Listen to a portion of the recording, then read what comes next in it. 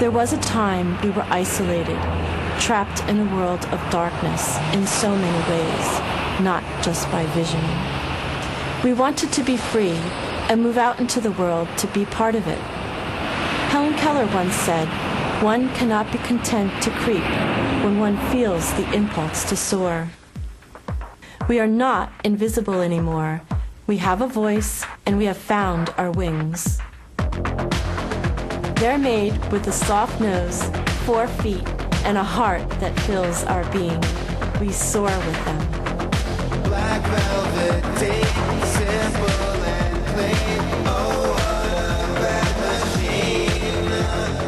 Black velvet, supple and plain. The 21st century dream. Are a motivational speaker, correct? Right. And I know you wanted to talk too a little bit about this program that you're working on with the horseback riding and the challenges with kids and what you can do. Right. It's just funny how life evolves. And I met Alison Kelly, my nephew who is diagnosed with autism, was involved in a therapeutic riding program. And I went because I was so interested how the horses were helping him. And so I went to visit him, and Alison was his instructor. So we began talking, and as we talked, I used to ride when I was a teenager from about 10 to 18.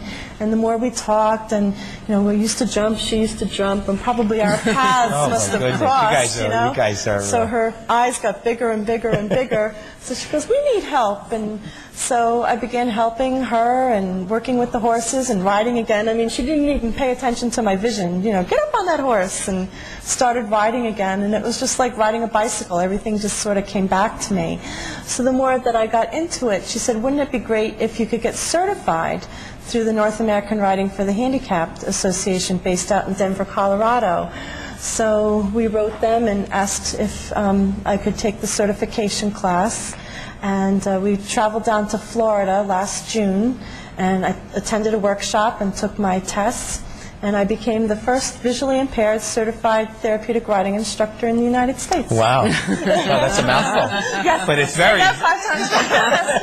But that is really pretty special. Yes. And I love working with the kids. And it's just, I feel like I've gotten a new place in my life by working with the kids and the horses and riding, and I just love it. So it's a whole new career for me. We teach as a team, and we're very effective with our teaching style and helping the kids and having the kids really make the choices. We try to impress upon them, they kind of lead the lesson almost. So we really enjoy it. We travel to Florida and show. Yes, besides my teaching, I've also been competing. And I competed last November at the American Royal Horse Show in Kansas City, Missouri, where I won the Grand National Championship for the Exceptional Challenge Cup. So I feel my role also with our teaching is also to be a role model for others, that no matter what your challenge may be in life, that you have the power within yourselves to overcome it. So I feel through my teaching and through my riding and your competing that I can be a role model for others. It as bravery, but as just an outstanding example and leader and pioneer. And just, I mean, she certainly is somebody that I would want to be affiliated with. I guess one that many people would want to emulate and a role model. A role model. Absolutely. She certainly is a role model. Well, I only lost my vision 13 years ago, so it's been a long road, quite a journey. But I realized that it took more energy for me to be negative than it did to be positive. And I realized that I was making myself miserable as well as everyone around me when I first lost my vision. And, there's still a life to lead. So I took the steps. I went through rehabilitation training and worked with AVI right here in the county, and then went and got a guide dog and went back to college and got my master's degree and launched my own consulting business. And it's just like each step I realized that I could still lead an active and productive life. and life isn't over when something happens. And we all have different challenges in life, but we have the ability within ourselves to overcome them, and that's what I try to impress upon others. And I go into schools and talk to businesses and various groups. I was at the Pearl River Rotary today giving my motivational talk, and just about my story and what you can accomplish if you put your mind to it.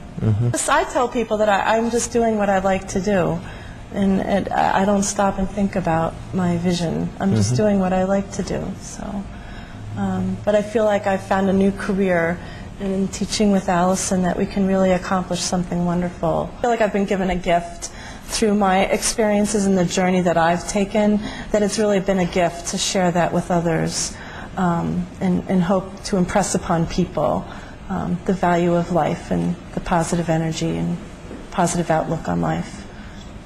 One door closes, another one opens, or I've been able to take advantage of a world of opportunities that are out there, and I think it's because of what I've experienced that I've been able to take advantage. I'm probably doing things now that I probably wouldn't have thought of if I hadn't had this opportunity. Dolan, and I'm a certified therapeutic riding instructor. I attained my certification in June of this year, and I became the first visually impaired certified therapeutic riding instructor in the United States. I used to ride as a teenager. I probably started when I was 10 years old, and I rode till I was about 18, 19 years of age. Unfortunately, I lost my vision 12 years ago in 1994.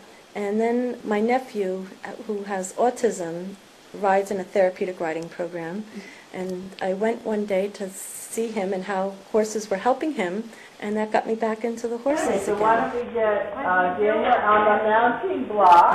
And some of the kids, I don't know necessarily they know whether I'm visually impaired. This one little boy, Jake, he calls me Silly Alison because one day I bumped into a barrel out in the ring, and he called me, that's what he calls me now, Silly Alison, and we just connected after that. He just loves me. I started out going up, down, up, down, so he changed. up, and then he started doing the alphabet. A, B. Right, but then that kept the rhythm. It's helping every aspect of their development, physically, mentally, emotionally. When a child laughs and when they start smiling, I know we're doing something right. All right!